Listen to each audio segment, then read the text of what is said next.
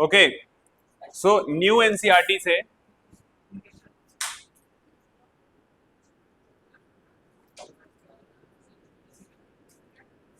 Chapter mathematics में, listen,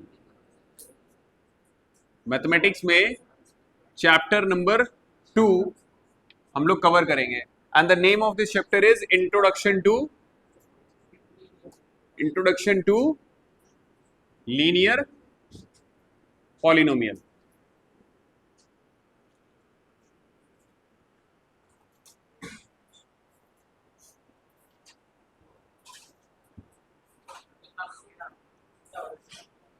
निकाल दो उसको यार, भगा दो भगा दो भगा दो, गेट नहीं लगाया आप लोगों ने।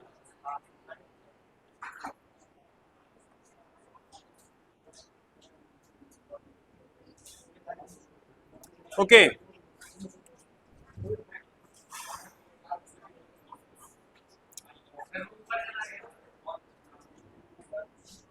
Introduction to linear polynomial, listen.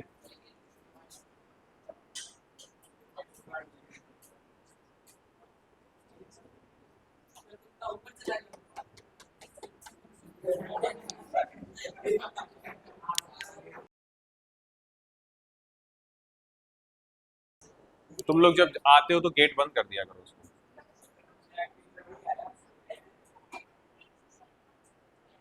Okay, listen, आप लोगों ने 8th क्लास में एल्जेब्रिक एक्सप्रेशंस पढ़े थे, सबने पढ़े थे? Algebraic expressions. सो एक यहां पर सिचुएशन है, example number 1 in the new NCERT. It says Raju went to a shop where there were sealed boxes of different colours on sale. ठीक है, सील्ड बॉक्स हैं, वो सेल्स उनकी लगी हुई थी। ठीक है, the shop owner told him that red boxes have 4 pen each. Red colour के जो बॉक्स हैं उनमें कितने हैं pen? 4 pen. And the blue box have 5 pencil each. जो ब्लू कलर के बॉक्स हैं उनमें एक है रेड कलर के बॉक्स, सील्ड है ये, ठीक है, और इसमें 4 पेन है, और एक है ब्लू कलर का बॉक्स जो कि इसमें क्या है, 5 पेंसिल्स हैं। ठीक है,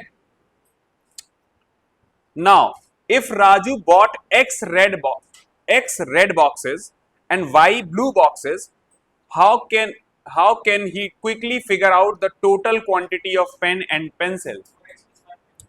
अगर उसने X number of red box लिए और Y number of blue box लिए हैं, तो आपको कैसे पता चलेगा कि उसने कितनी पेंसिल ली है और कितने पेन लिए हैं टोटल? ठीक है, तो अब जरा ध्यान से सुनना।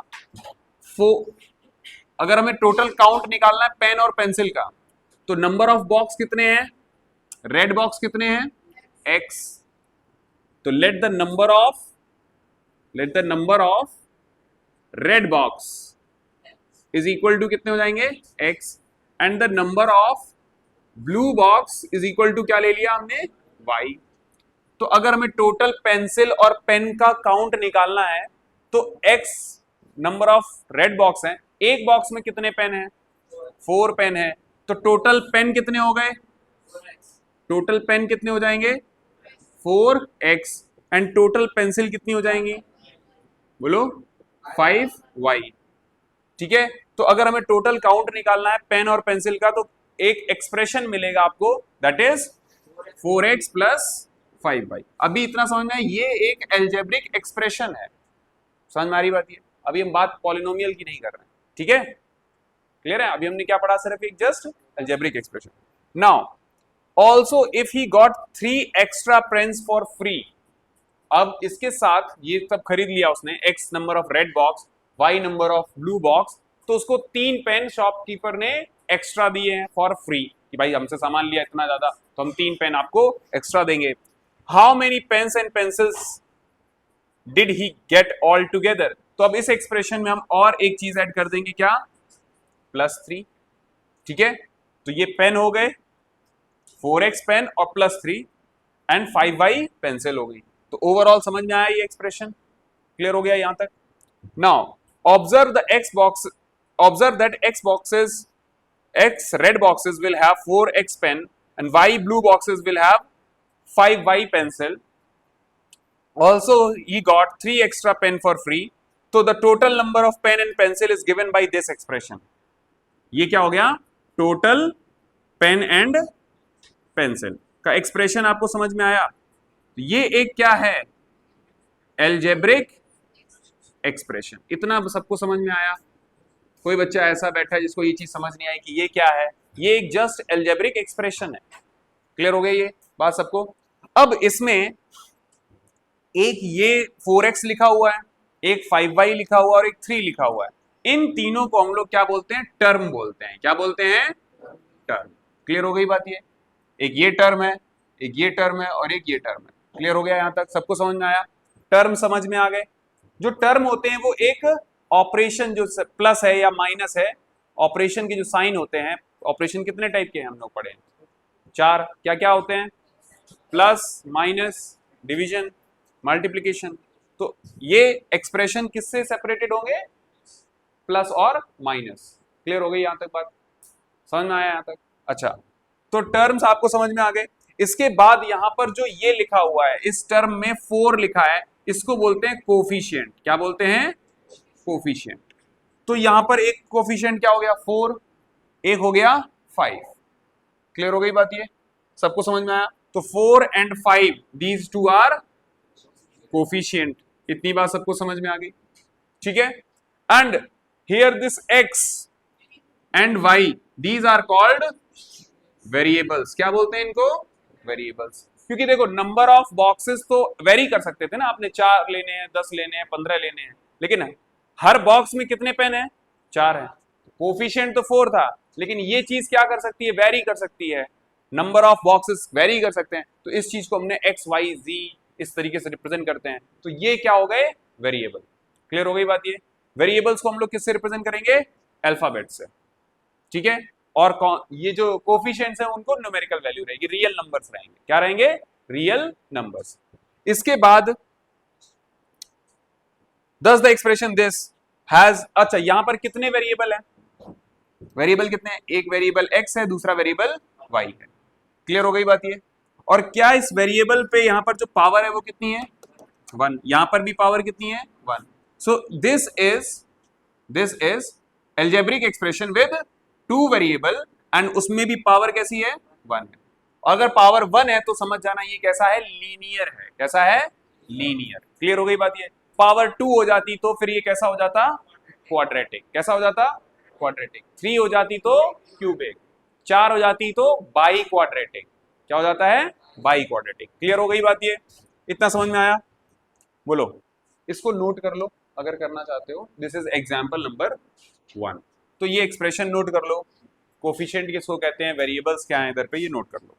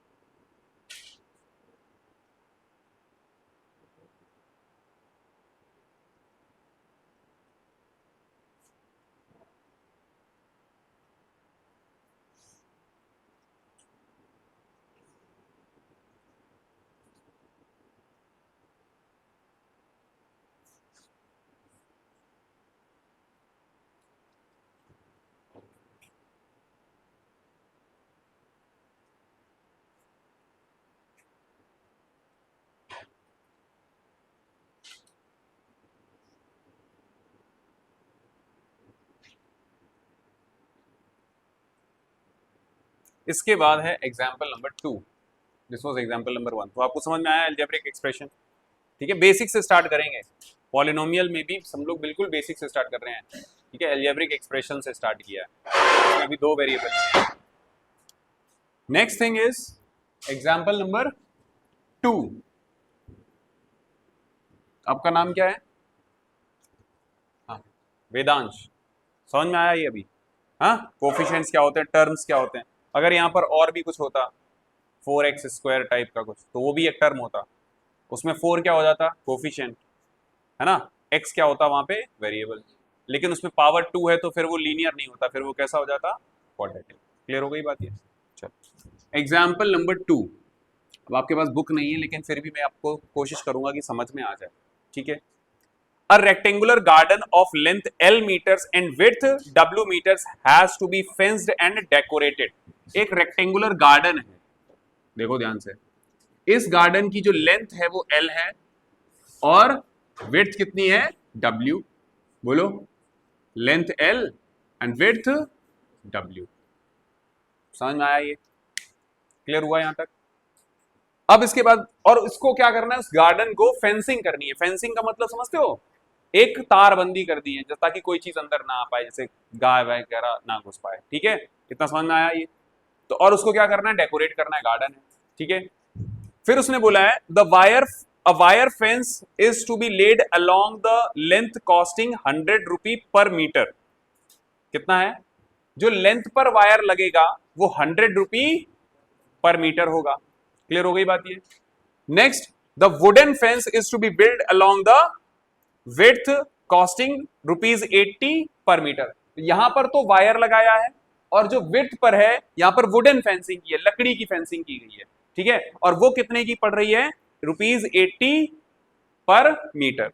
तो इस चीज को जरा यहां पे समझते हैं कि लेंथ तो L हो गई, बोलो, और जब इसमें वायर लगाओगे तो कॉस्ट ऑफ वायर कितना है, ₹100 per metre, and cost of wire fencing लिख लेते हैं ना, और कॉस्ट ऑफ वुडन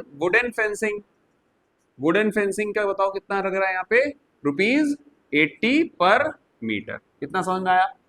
अब जब ये रेक्टेंगुलर आपने गार्डन तैयार किया तो टोटल लेंथ कितनी हो जाएगी, बोलो, टोटल लेंथ कितनी होगी, बोलो जी, 2L।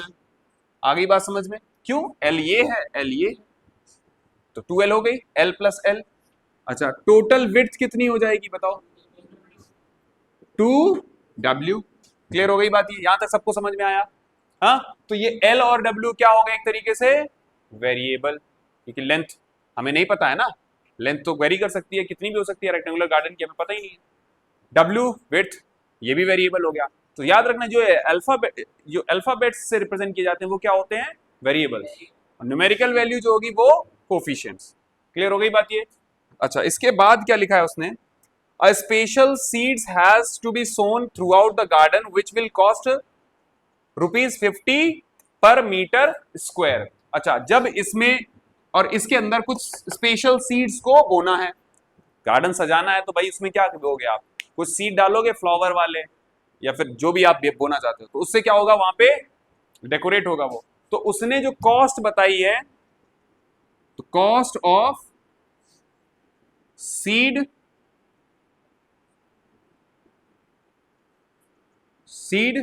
Sowing is equal to ₹50 per metre square. Clear है ये बात। मतलब 1 मीटर स्क्वायर का अगर 1 मीटर ऐसा एक स्क्वायर बनाओगे तो उसका रुपया कितना लग जाएगा, ₹50 लग जाएंगे। लेकिन अगर आपको पूछा जाए टोटल एरिया बताओ जरा, टोटल एरिया कितना हो जाएगा, L इंटू W। ये इस पूरे रेक्टेंगुलर गार्डन का टोटल एरिया होगा, लेंथ इंटू ब्रेथ, यही तो होता है फॉर्मूला। तो अगर मैं बोलूं कि टोटल कॉस्ट अगर हम इसकी निकालें, total cost of seed sowing कितना हो जाएगा, ₹50 लगते हैं एक के, टोटल एरिया कितना है, LW। तो टोटल कॉस्ट कितनी हो गई सीड को बोने की, 50L इंटू W। ये बात समझ में आ गई, ठीक है।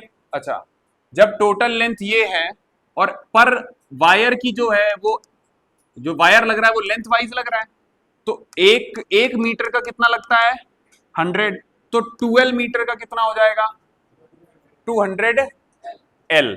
समझ में आ रही है, 100 इंटू 2L। बोलो, ये चीज समझ में आ रही है, बोलो। तो total cost of wire fencing बताओ जरा, जिससे पूछूंगा वही बताएगा। वायर फेंसिंग की बताओ कॉस्ट कितनी हो जाएगी, बताओ। वायर फेंसिंग करनी है हमको, लेंथ वाइज करनी है, टोटल कॉस्ट बताओ कितना निकलेगा, 100 1 मीटर का होता है, टोटल लेंथ कितनी है 2L, तो आंसर क्या आ जाएगा 200L।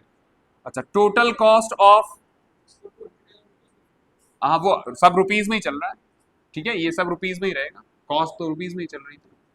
अच्छा, the cost of wooden fencing कितना हो जाएगा बताओ, वुडन फेंसिंग कितना हो जाएगा 80 इंटू 2W, कितना बनेगा रुपीज 160W।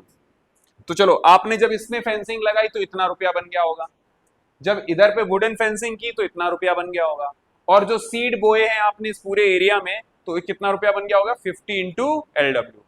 तो अब आपसे पूछा जाए टोटल कॉस्ट कितनी लगी उस पूरे गार्डन को फेंसिंग और डेकोरेट करने के लिए, ठीक है, तो टोटल कॉस्ट बताओ, टोटल कॉस्ट कितना हो जाएगा बोलो, 200L plus 160W plus 50 into LW। बोलो, ये क्या है एल्जेब्रिक एक्सप्रेशन, जिसमें ये क्या है 3 टर्म है, कितने टर्म है इसमें 3 टर्म है, 200L 160L sorry 160W and 50 into L into W। Clear हो गई बात, ये 200 क्या है कोफिशिएंट ऑफ L, ये 160 क्या है कोफिशिएंट ऑफ W, 50 क्या है coefficient of L into W। Clear हो गई बात, ये पिछले वाले एक्सप्रेशन से और इस एक्सप्रेशन में अंतर क्या है कि वहां पर जो वेरिएबल्स थे वो अलग अलग थे, यहां पर एक ऐसा टर्म मिला है जहां पर दोनों वेरिएबल का क्या मिल रखा है आपको, प्रोडक्ट मिल रखा है। तो पहले वाले से और इस वाले में अंतर समझ में आया। अभी इसको हम क्या बोलेंगे, जस्ट अ एल्जेब्रिक एक्सप्रेशन। समझ में आ रही बात ये, चलो हाँ किसको, अगर हमें ऐड अभी ऐसे ऐड कैसे पता चल जाएगा कि आपको L और W तो पता ही नहीं है ना, वेरिएबल की वैल्यू तो पता ही नहीं है, अभी हम लोग सिर्फ, हाँ अगर वैल्यू पता था तो ऐड कर पाओगे, लेकिन अभी तो ऐसे क्या है, यही एल्जेब्रिक एक्सप्रेशन छोड़ देंगे हम लोग। बोलो, इतना समझ में आया लीनियर पॉलिनोमियल में।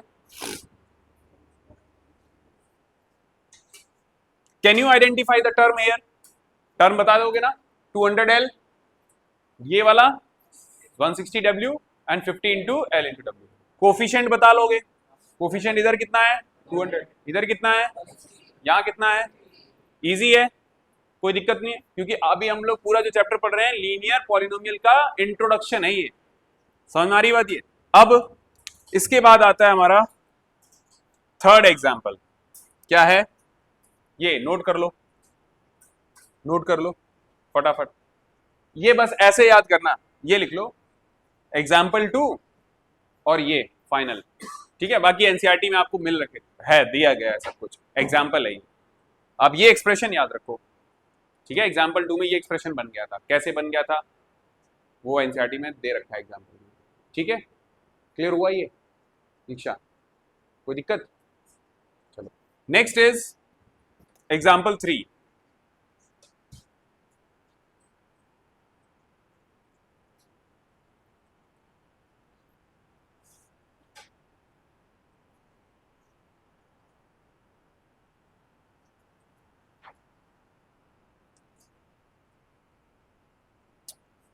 एनसीईआरटी बहुत इजी लेके चल रही है, पहले आपको एनसीईआरटी खत्म कराएंगे फिर इसके बाद आरडी, ठीक है। अब आरडी में भी देखो, अगर ये चेंज हो गई है तो आरडी भी शायद पता चले कि चेंज हो जाए, है ना, हाँ 2026 की आ चुकी है, लेकिन उन्होंने तो पिछले वाले के अकॉर्डिंग ही छापे हैं, पुराने वाले हैं, तो अब एनसीईआरटी न्यू लॉन्च हो गई है तो फिर हो सकता है आरडी अपना कुछ करे, चेंज कर लाए, या हो सकता है क्योंकि तुम आरडी ऐसा स्पेसिफिक तो है नहीं कि सीबीएसई बोर्ड में ही पढ़ाई जाएगी, ठीक है, क्योंकि आरडी शर्मा तो आईसीएसई बोर्ड में भी चल रही है, दूसरे बोर्ड्स में भी चल रही होती है, तो देखा कहा नहीं जा सकता कि आरडी शर्मा चेंज होगी या नहीं होगी, बट कोशिश ये करेंगे कि जो यहाँ पर टॉपिक चल रहा है जैसे लीनियर पॉलिनोमियल चल रहा है तो वो हम कवर वहां से भी कर लेंगे, ठीक है, पॉलिनोमियल्स बेसिकली। अच्छा, एग्जाम्पल नंबर 3, इसके बाद एक्सरसाइज आने वाली है, ठीक है, तो एग्जाम्पल नंबर 3 क्या कहता है ये देखेंगे।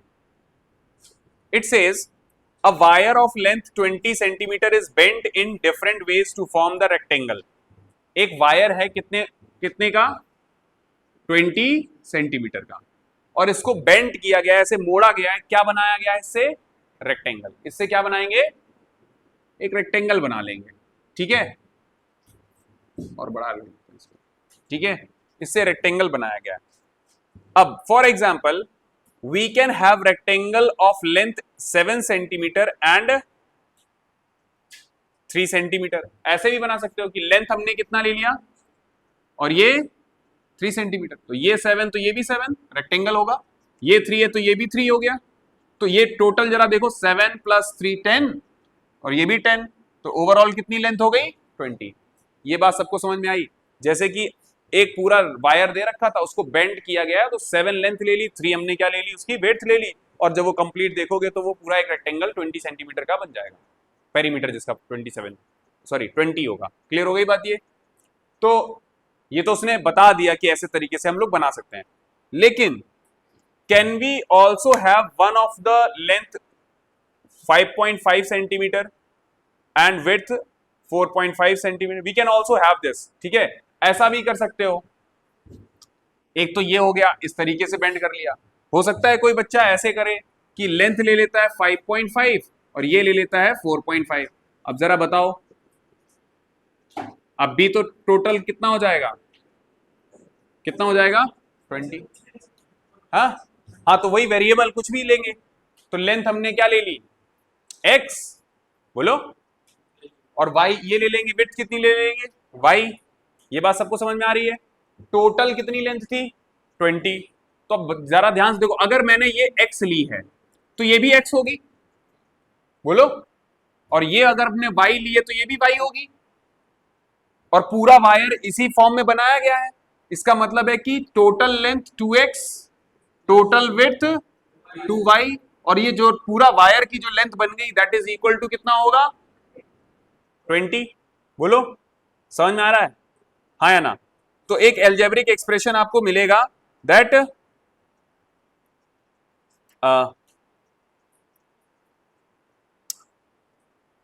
अच्छा, कैन यू, इसमें पूछ रहा है think of the few more ways forming this rectangle, can you right the expression for the area of such rectangles, area of such rectangles, ठीक है, इस तरीके से जो रेक्टेंगल्स बनेंगे इनका एरिया लिख सकते हो क्या? ये है क्वेश्चन।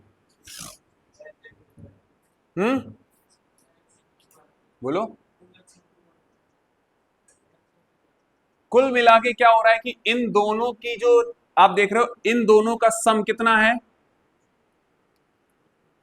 इन दोनों का सम कितना है, लेंथ और विड्थ का 10 सेंटीमीटर, यही तो हो रहा है।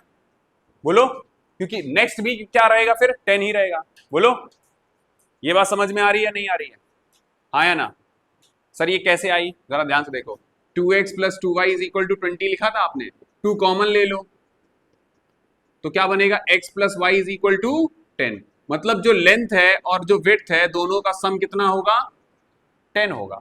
ये बात सबको समझ में आ रही है? क्लियर हुई ये बात? हाँ या ना? बोलो, पीछे सबको समझ में आया? अरे आवाज नहीं आ रही भाई तुम लोगों की, आ गई ना बात समझ? चलो, अभिमान आया है? हाँ, ये चीज क्लियर हो गई? हाँ, तो जब इस तरीके से कोई भी रेक्टेंगल आप बनाओगे तो जो लेंथ यहां पे लोगे और जो यहां पर विड्थ लोगे उन दोनों का ऑलमोस्ट सम कितना रहेगा, इक्वल टू सम कितना रहेगा 10। तो अब तुम और भी तरीके से बना सकते हो। तो सपोज करो अगर x मैंने क्या ले ली लेंथ और विड्थ ले ली मैंने y ना लेके मैं लिख रहा हूं 10 - x, लिख सकते हैं? बोलो हाँ या ना? क्योंकि देखो विड्थ, अगर ये देखो ये लेंथ है ये विड्थ है इज इक्वल टू 10 बन रहा है, तो विड्थ इज इक्वल टू क्या हो जाएगा 10 - l, और l को मैंने क्या लिया है x। बोलो, समझ में आ रही बात ये? तो लेंथ x हो गई, अगर ये x है तो विड्थ कितनी हो जाएगी, विड्थ कितनी हो जाएगी 10 - x। अब अगर तुमसे एरिया पूछा जा रहा है तो क्या होता है लेंथ इंटू विड्थ, तो लेंथ x और ये 10 - x, तो ये बनेगा 10x - x²। क्या आपको ये एक एल्जेब्रिक एक्सप्रेशन समझ में आया? This is an algebraic expression by which we will get a area of rectangle formed by the wire of length 20 centimetre. Clear हो गई बात? ये समझ में आ रही बात ये है ना? अब जरा ध्यान से सुनो, यहां पर कितने टर्म है, कितने टर्म है, 2 टर्म है। एक तो हो गया 2x, दूसरा हो गया एक्स स्क्वायर, इसमें कोफिशिएंट क्या है बताओ? 10। इसमें कोफिशिएंट क्या है? -1। क्या है? -1। आ रही है बात समझ में? ये क्योंकि इसको ऐसे भी तो लिख सकते हो, बोलो। तो कोफिशिएंट क्या हो गया? -1। आ गई बात समझ में? हाँ या ना? तो थर्ड वाला एग्जांपल आपको क्लियर हुआ? हाँ, can you identify the terms and the variables and coefficient of this algebraic expression?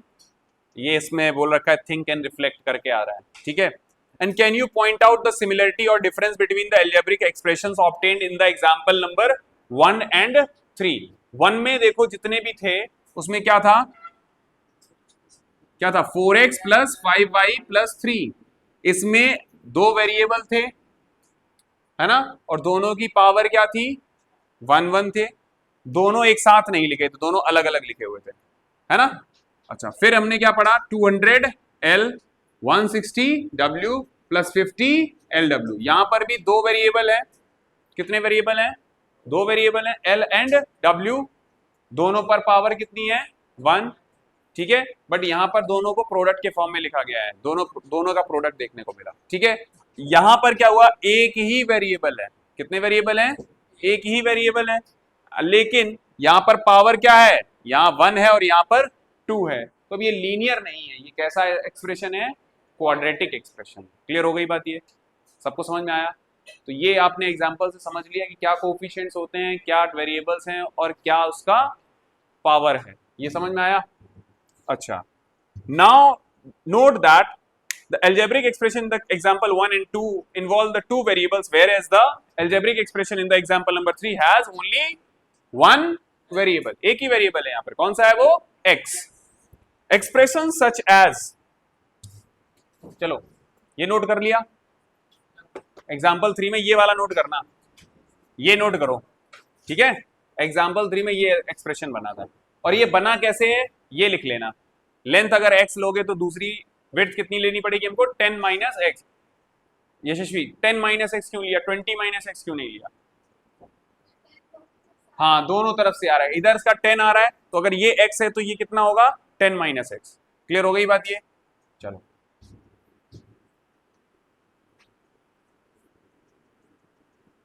अब कुछ एक्सप्रेशंस हैं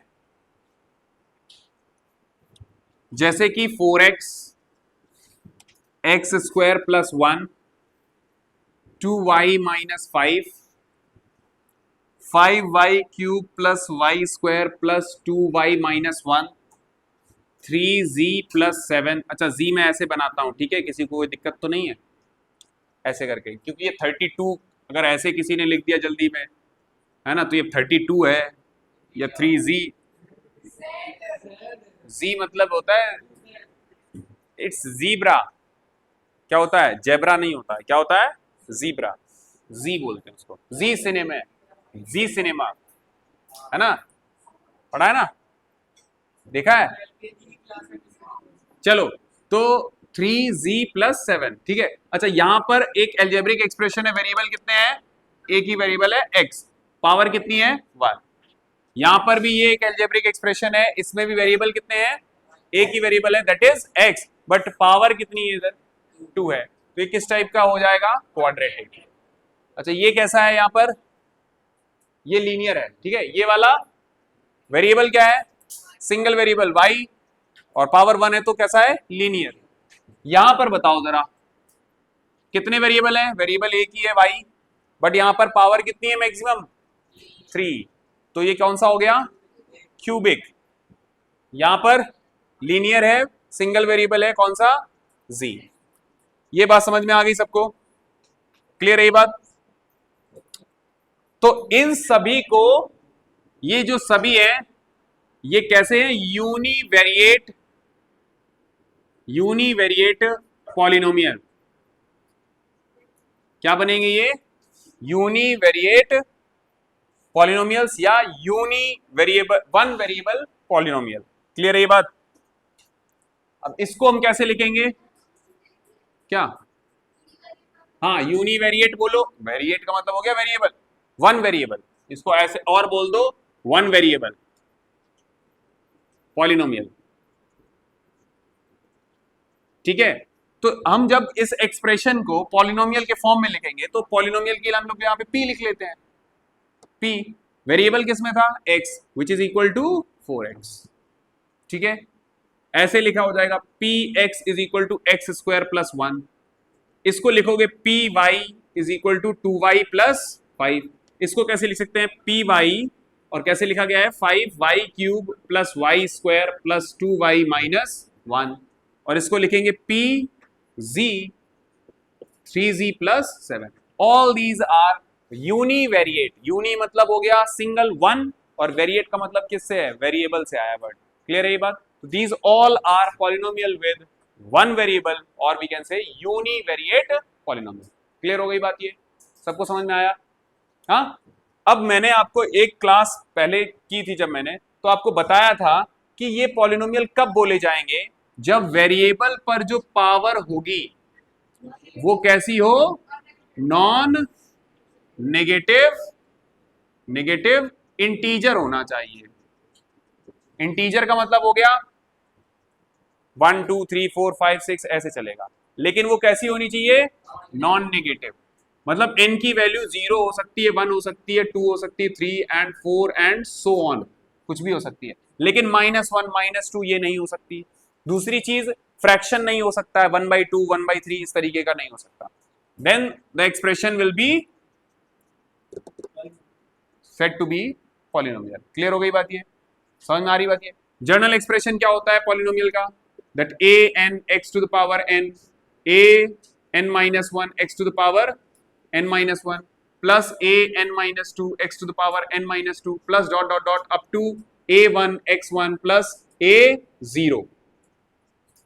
ये क्या है, journal form of any polynomial. और यहां पर याद रखना n क्या बिलोंग करता है, नॉन नेगेटिव। जो n है यहाँ पावर है, वो कैसी रहेगी, नॉन नेगेटिव इंटीजर।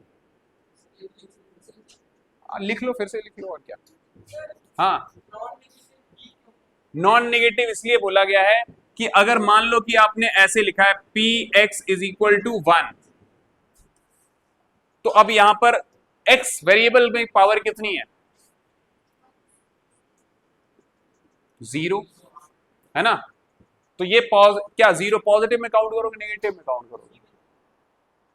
तो फिर नॉन नेगेटिव मतलब हमें नेगेटिव नहीं लेने हैं, 0 ले सकते हैं, फिर नॉन नेगेटिव बोल दो, उसमें 0 इंक्लूड हो जाएगा।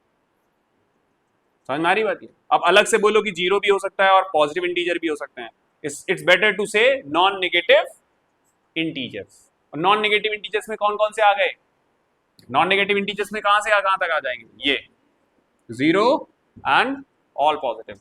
क्लियर हो गया ये। चलो, इसके बाद एक टॉपिक है यहां पर डिग्री। क्या है, डिग्री।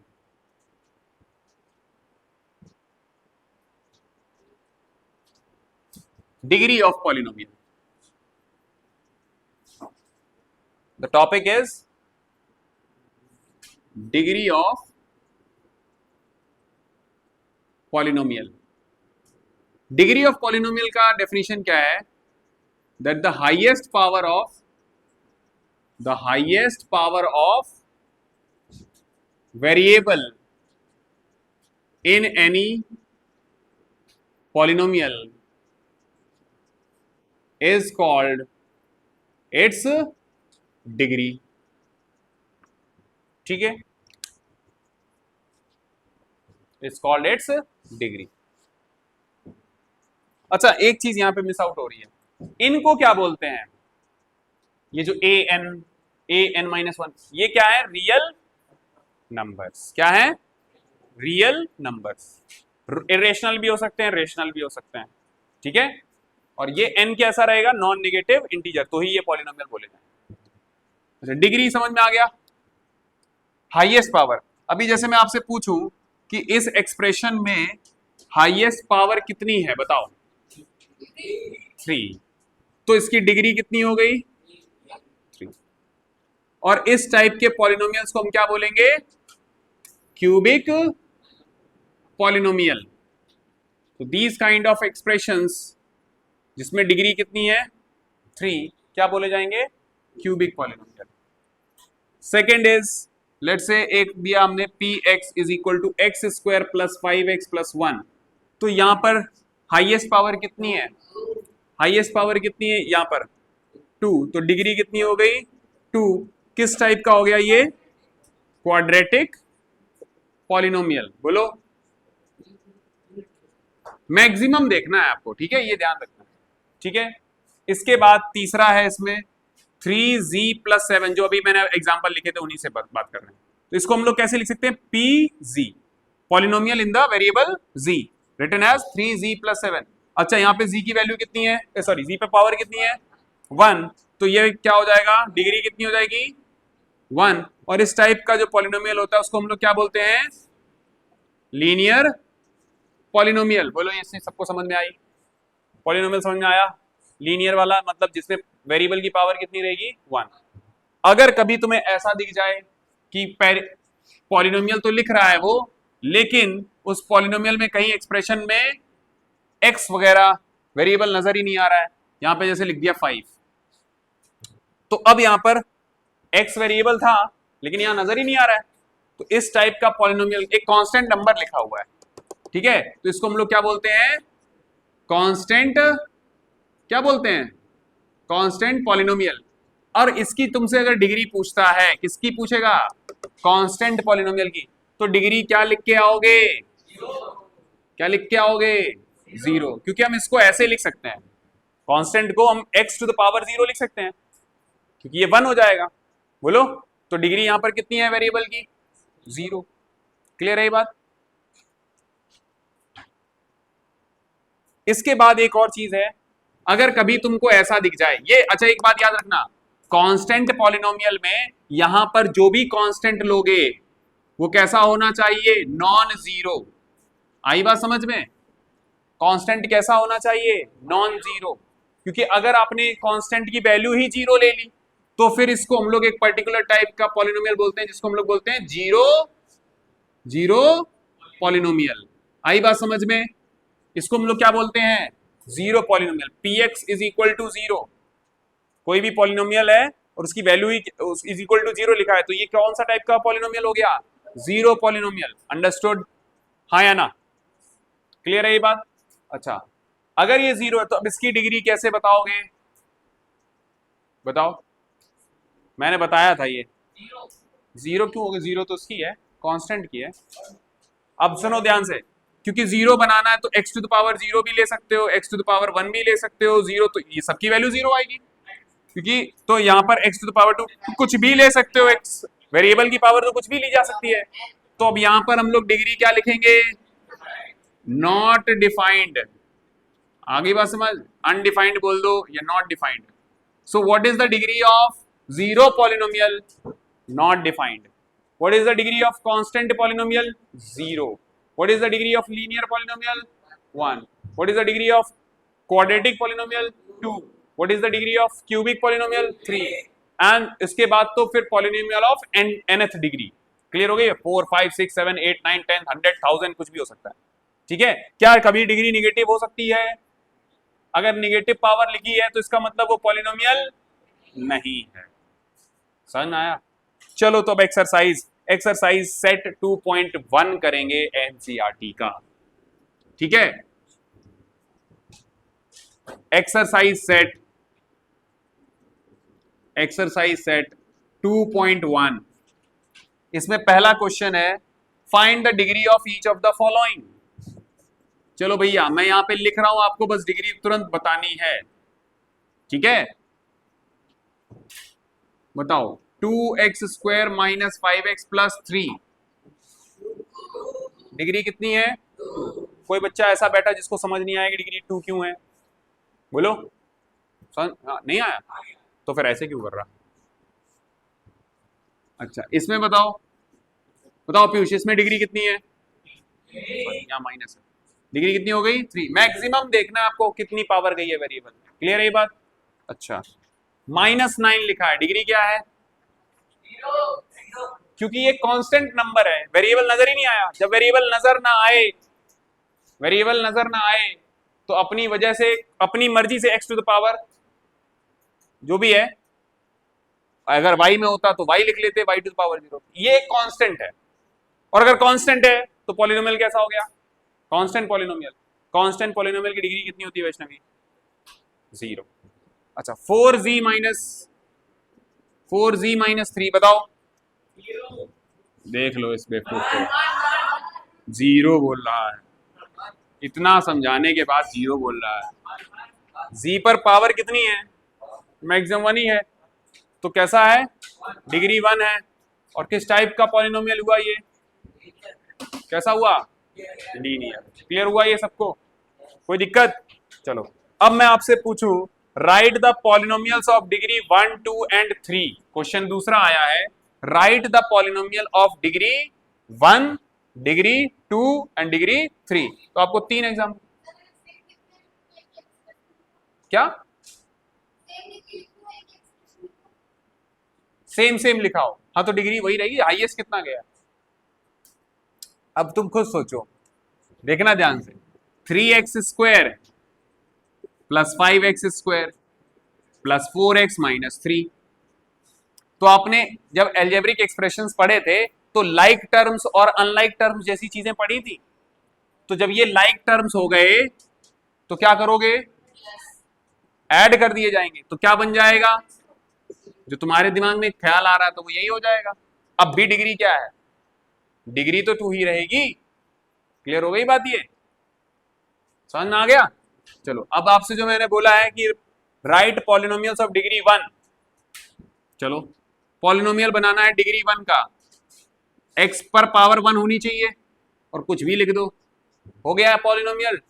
डिग्री 1 है, पॉलिनोमियल है, बिल्कुल है।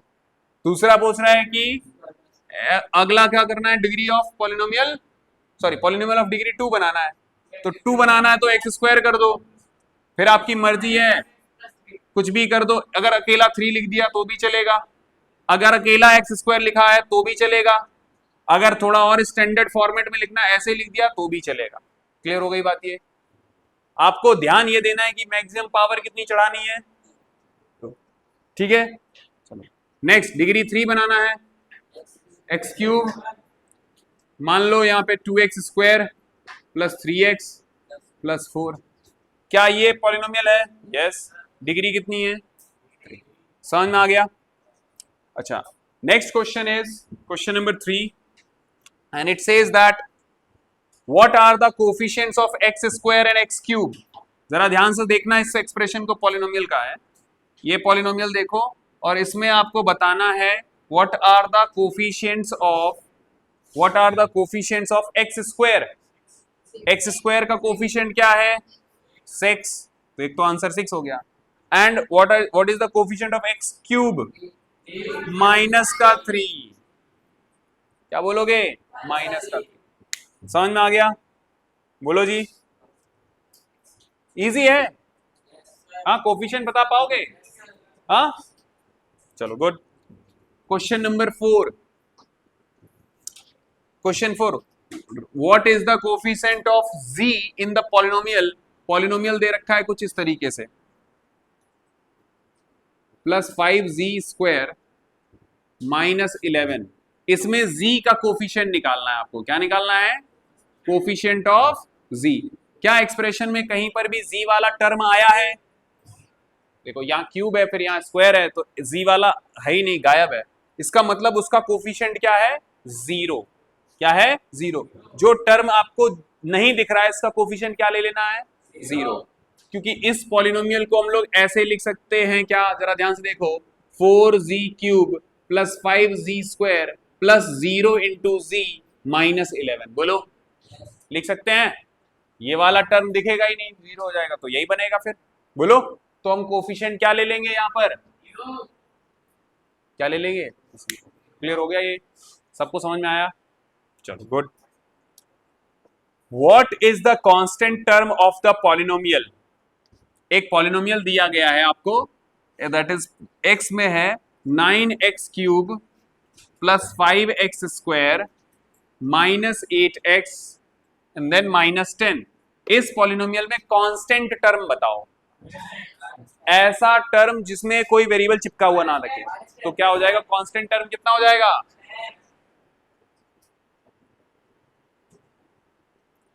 Constant term is equal to, अगर इसकी मैं डिग्री पूछूं अर्पित कितनी है, इसकी डिग्री 3। वेरी गुड, समझ में आ गया सबको? कोई बच्चा ऐसा बैठा जिसको नहीं समझ में आया? हाँ,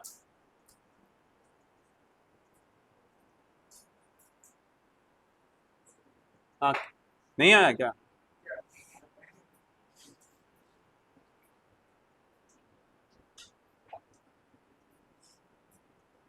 चलो जी, इतना अगर क्लियर हो गया, अब हम लोग पढ़ेंगे लीनियर पॉलिनोमियल्स।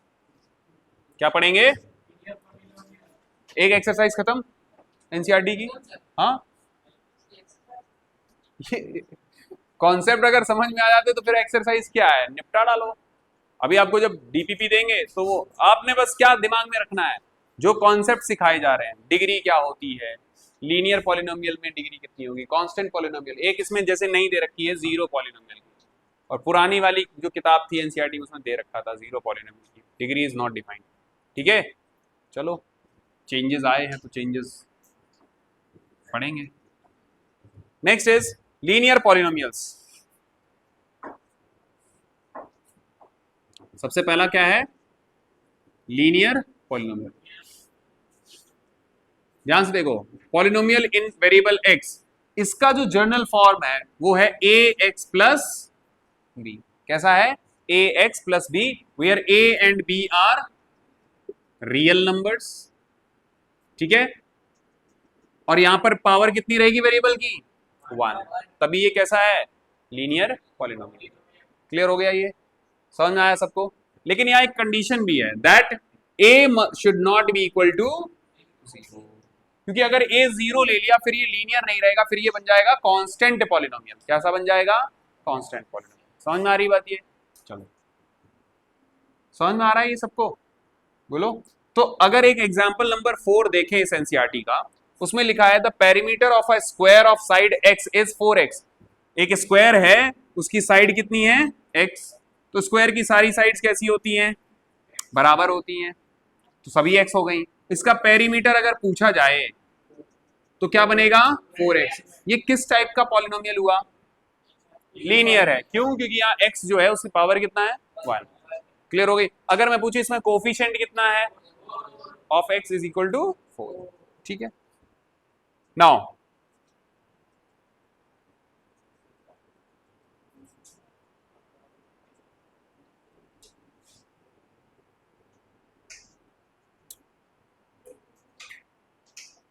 अब पढ़ेंगे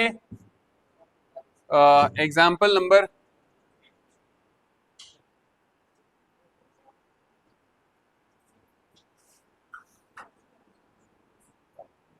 चलो एक क्वेश्चन है एग्जाम्पल नंबर 5 एनसीईआरटी का।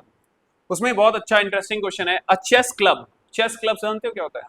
जहां पे चेस वगैरह खेला जा रहा है, क्लब होते हैं भाई। इसमें क्या, जाओ एंट्री फीस जमा करो, 2 प्लेयर होंगे आपस में बैठ के वहां चेस खेलो। ठीक है, तो इसमें लिखा है chess club charges a joining fee of ₹200। Joining fee कितनी है? 200 plus ₹50 for every match played. आपने क्लब को ज्वाइन करना है तो 200 रुपए चार्ज तो देना पड़ेगा, और फिर वहां पर जितने मैच खेलोगे हर मैच की फीस कितनी देनी पड़ेगी? 50 रुपए। ये बात सबको समझ में आई?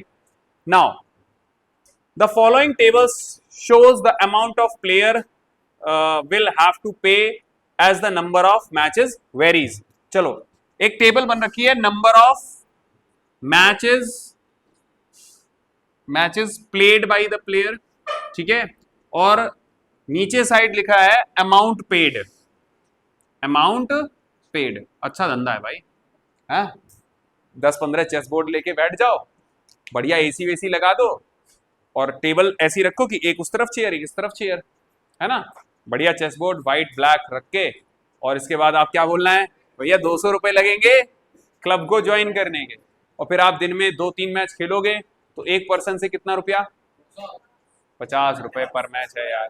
तो तुम खुद सोचो कि एक बार मैच में 2 लोग खेलेंगे तो दोनों का 100 रुपया बन गया, और तुम्हारे पास 10 बोर्ड है, कितने हो गए? खेलने कौन आएगा? तो इसके लिए ऑडियंस चाहिए होगी ना, इसके लिए तुमको अपने कस्टमर्स जोड़ने पड़ेंगे जो इच्छुक होंगे। ठीक है ना? अब ये चीजें कहां पे की जा सकती है? हाँ?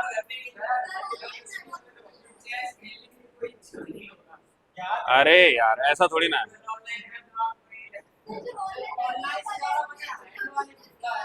नहीं, जो ऑनलाइन पे डाउनलोड नहीं तो नहीं, वो जो बूढ़े बूढ़े वो लोग होते हैं ना, जो रिटायर्ड लोग हैं और जिनको जिनको चेस खेलने का शौक है, अरे भैया देखो, सप्लाई एंड डिमांड जैसी चीज होती है, ठीक है। चलो अब देखो यहाँ पे इंटरेस्टिंग है, ये क्वेश्चन अच्छे बनाए हैं इस बार। एक मैच खेला, रुको, अगर एक मैच खेला तो 200 रुपए तो क्लब की फीस और 50 रुपए एक मैच के, कितने हो गए? 250। इसके बाद दो मैच खेले तो 300 रुपए, तीन मैच खेले तो 350, फोर मैच खेले तो 400 एंड सो ऑन, आगे जा रहा है। अगर उसने m नंबर ऑफ मैच खेले, कितने number of? m number of, तो 200 रुपए तो वो लगेंगे ही लगेंगे और 50 इंटू m लग जाएगा। अगर m की वैल्यू लेट से 20 है तो 50 इंटू 20। आई बात समझ में? क्लियर हो गई बात ये? तो अब जब इधर इस सिचुएशन को आपने देखा तो अमाउंट पेड का एक आपको क्या मिला? एक एक्सप्रेशन मिलेगा 200 प्लस 50m। m क्या है यहां पर? Variable, number of matches, m for match, m number of match खेले, तो 50m प्लस 200 ऐसे लिख सकते हैं, बोलो 50m प्लस 200। यहां पर बताओ क्या इस एक्सप्रेशन से मैच कर रहा है? ये किस टाइप का पॉलिनोमियल बनेगा? अमाउंट अगर हम देखें, अमाउंट पेड पर मैच, बोलो ये बना एक कैसा पॉलिनोमियल है? Linear polynomial. क्लियर हो गई बात? ये कोफिशिएंट ऑफ m कितना है? 50। कांस्टेंट टर्म कितना है? 200। ये बात सबको समझ में आ गई? गुड। हाँ बोलो। अगर एक क्वेश्चन पूछूं मैं आपसे कि पूरा पैसा उसने, अब if a player paid 750 rupees, कितने रुपए लगाए उसने? 750। तो बताओ उसने कितने मैच खेले होंगे? फटाफट कैलकुलेट करो। अगर पूरा टोटल अमाउंट जो पे किया उसने वो था 750, तो आपको m निकालना है, बोलो। हाँ, अमाउंट कितना पे किया? 750, m की वैल्यू निकालो, फटाफट करो। इधर हो जाएगा 200 घटा दो तो कितना हुआ? 550 is equal to 50m। m is equal to divide by कितना आएगा? कौन 15 बोल रहा था?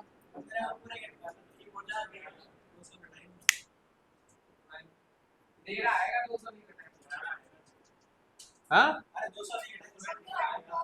हाँ, तो पूरे का क्यों निकाल दिया था? उसने अमाउंट पे किया है कितना? इफ अ प्लेयर पेड 750, तो 750 में पहले 200 तो क्लब की फीस निकालो ना, तब जो फीस बनी वो हो गई नंबर ऑफ मैच जो प्ले किए उनकी फीस। वो कितने आएंगे मैचेस टोटल? कितने आएंगे? 11। क्लियर हो गई बात ये? तो आपने अगर ये बनाना सीख लिया तो इसका मतलब फिर आप लाइफ की जो सिचुएशंस हैं वो हैंडल कर पाओगे। क्लियर हो गई बात ये? चलो अब एक क्वेश्चन आया है, the sum of two number is 64। क्या है क्वेश्चन? हाँ बोलो। अच्छा, अगर तुम्हारे पास ये क्लब होता, अबे यार ये क्या बात हो गई, तुम्हारा ही क्लब होता तो देखो, मैथ्स ऐसे नहीं, मैथ्स आपको सोसाइटी में जो है चीजें चल रही उसमें आपको हेल्प देती है। अगर 1 किलो सब्जी इतने की है तो 50 किलो कितने की हो जाएगी? है ना? अगर मान लो 1 किलो सब्जी x रुपीज की है और आप लेने गए 135 किलो, तो कितने की हो जाएगी? क्या ये लीनियर पॉलिनोमियल है? तो फिर अब बोलो कि रियल लाइफ सिचुएशन से, अब हमें तो लीनियर पॉलिनोमियल का कहीं दिख नहीं रहा यूज।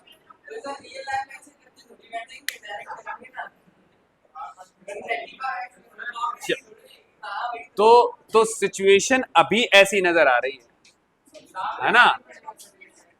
अब सुनो, मान लो कि यही तुम्हारा बारीकियां सुनार होते तुम, वहां पे ग्राम्स में चलता है, मिलीग्राम में भी चलता है, फिर क्या करते तुम?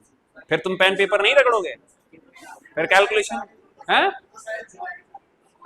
अरे उससे क्या मतलब है, ये कभी भी भूल के मत बोलना, स्पेशली मेरी क्लास में, कि ये जो हम पढ़ रहे हैं ये हमारी जिंदगी में कहाँ आएगा। साइन थीटा कॉस थीटा, ये एक्स वाई जी, ये कहाँ आएंगे, ये सब आते हैं, बस तुमको दिखता नहीं है। जो तुम गेम खेल रहे हो, उस गेम के अंदर जो कर्व्स बन रहे हैं ना ट्री के, वो भी क्या है, मैथमेटिकल इक्वेशन से ही वो ऐसे ग्राफिक्स बन रहे होंगे। तो कोडिंग जब की जाती है तो वहां पे फंक्शंस डाले जाते हैं, तो फंक्शंस वो कैसे, अब वो कर्व कैसे बनेगा, वो ग्राफिक कैसे बना होगा, हाँ तो कर्व बना होगा, कुछ पेड़ है वो उसका कर्व ऐसे आया होगा। पिक्सल्स कैसे बन रहे हैं, पिक्सल्स क्या है, आगे पढ़ोगे तो कुछ चीजें जो आपको दिखती नहीं, जरूरी नहीं कि वो आप है नहीं, लाइफ में चल नहीं रही हैं, होती सब है। वो आपका वही होता है ना, भगवान है, दिखते नहीं है। क्यों नहीं दिखते, क्योंकि हमने प्रोसेसिंग हमें पता ही नहीं है, बुरे कर्म कर रखे हैं। चलो खैर, अब क्वेश्चन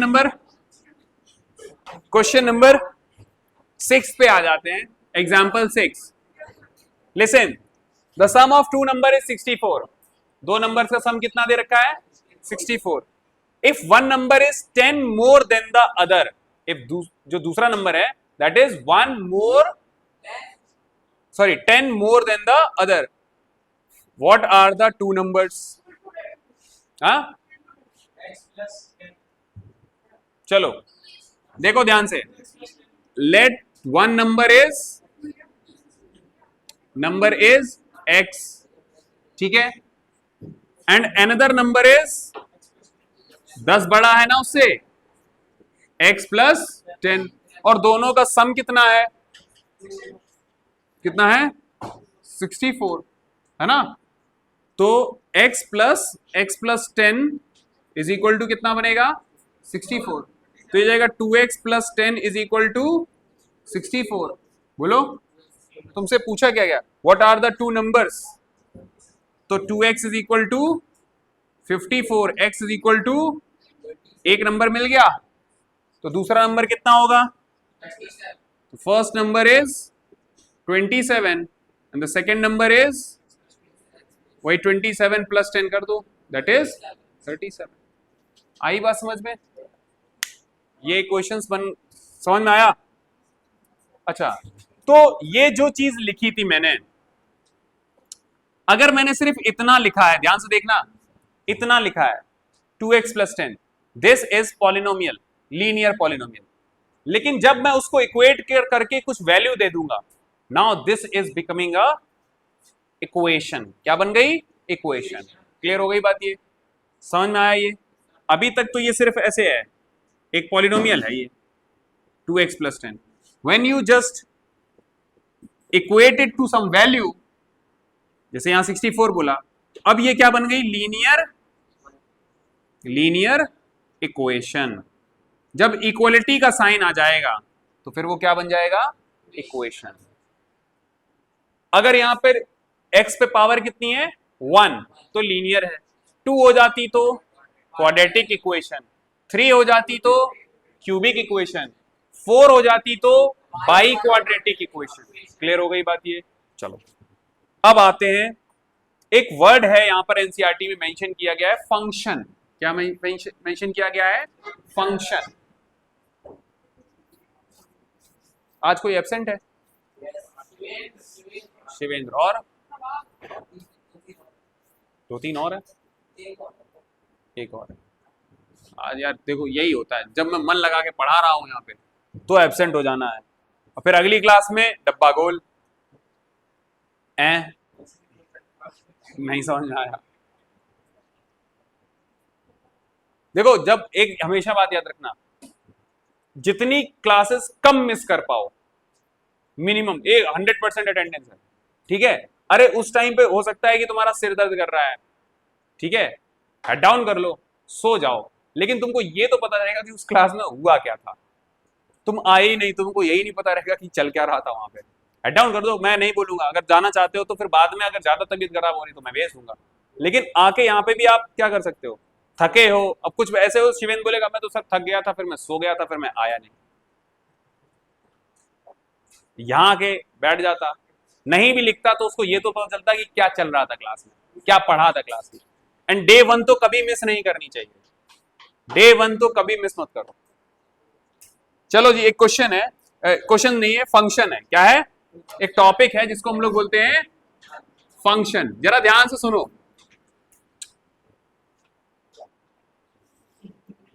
तो लेट्स से हमारे पास एक मशीन है, क्या है, मशीन, और इसका एक ये हाथ है और एक ये हाथ है। अबे यार, जैसा बना है वैसा ही तो बनाएंगे, हाँ। कैसी कॉम्प्लिकेटेड है, हाँ।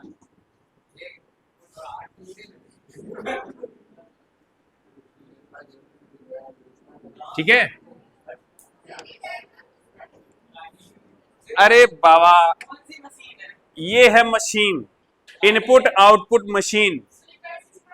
अरे रुक जाओ भाई, काम की आएगी, मैं कुछ समझाना चाह रहा हूं, पहले वो चीज समझो। इनपुट एंड आउटपुट मशीन,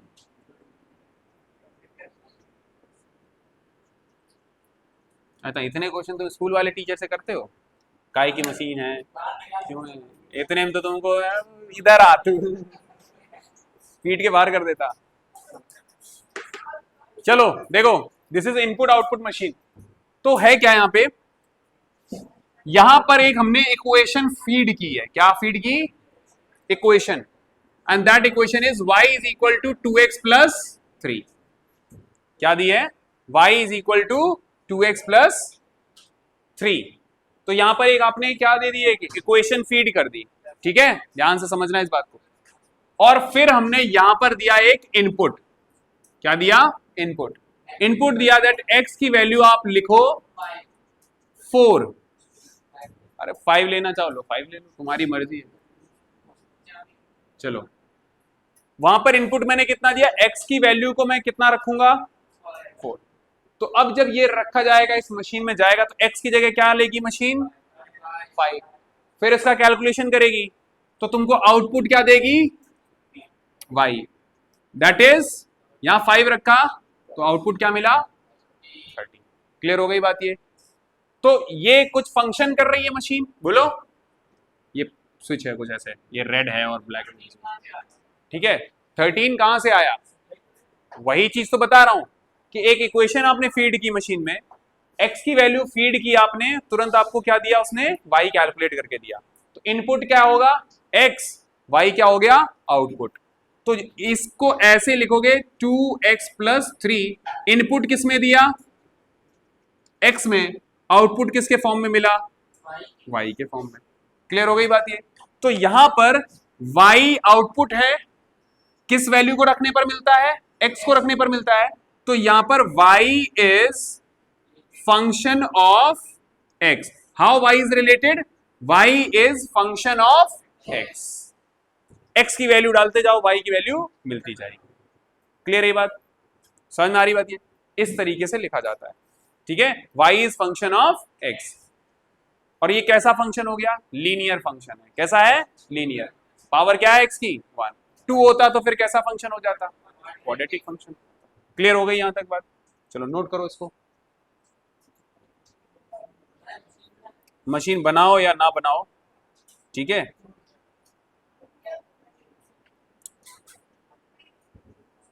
बनाओ बनाओ, लिख लो, y इज फंक्शन, लिखा जाता है y is function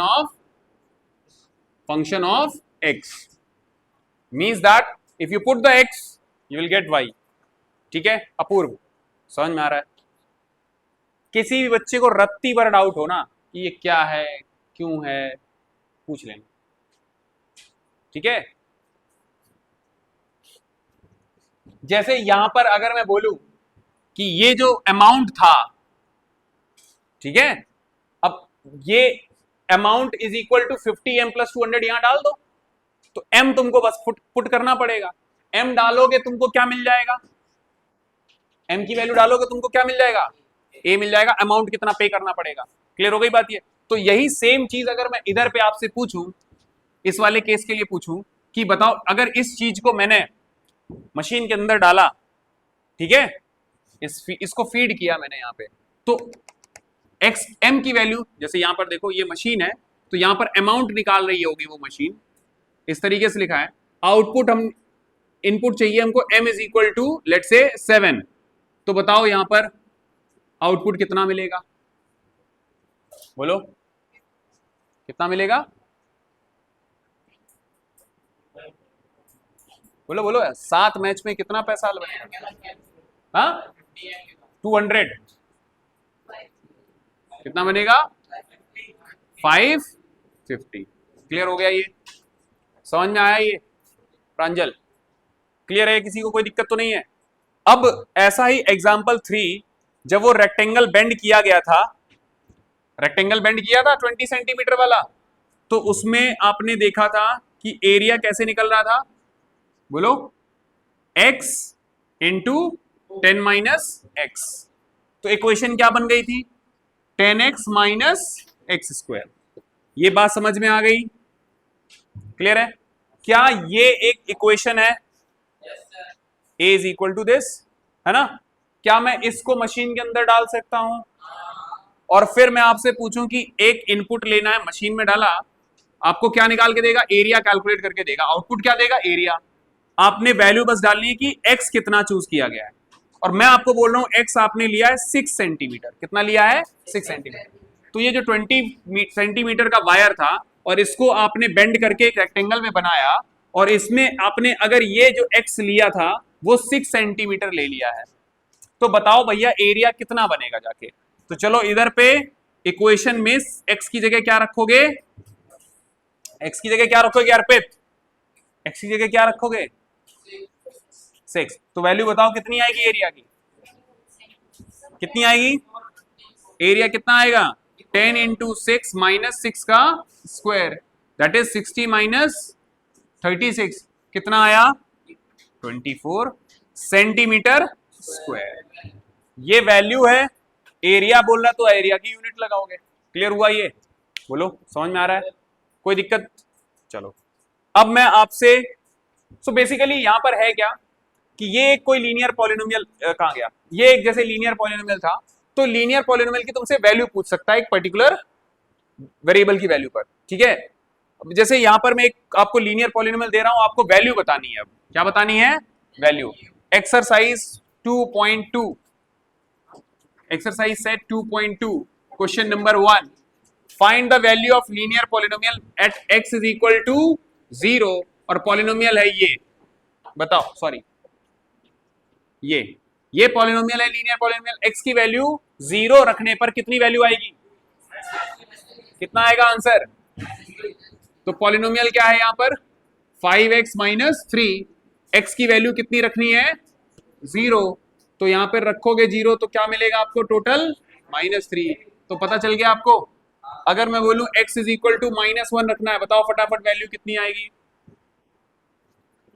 px is equal to 5x minus 3, तो अगर मैं x की जगह -1 रखता हूं, वैल्यू ऑफ पॉलिनोमियल क्या निकल रहे हैं हम लोग, वैल्यू ऑफ पॉलिनोमियल, तो पॉलिनोमियल ये है, वैल्यू कब निकालनी है at x is equal to -1, तो यहां पे क्या करोगे x जहां जहां x रखा है वहां पे क्या रखोगे -1, कितना आएगा -5 इंटू क्या हुआ -8, बोलो हाँ सर आपने जो अपनी वर्कशीट पर वो लाएगा ये थे x equal to b plus root 5 that find the value of x plus 1 upon x, फिर वो भी ऐसी पॉलिनोमियल नहीं, वो अलग चीज है यार, वो रेशनलाइजेशन का है, वो अलग है, वो हाँ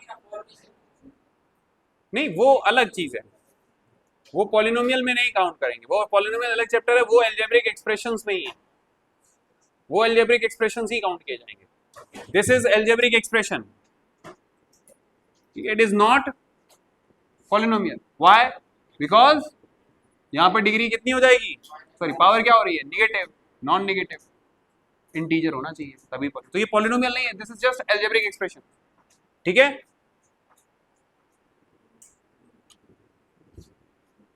अब एक्सरसाइज, ओके काफी हो गया है, अब हम लोग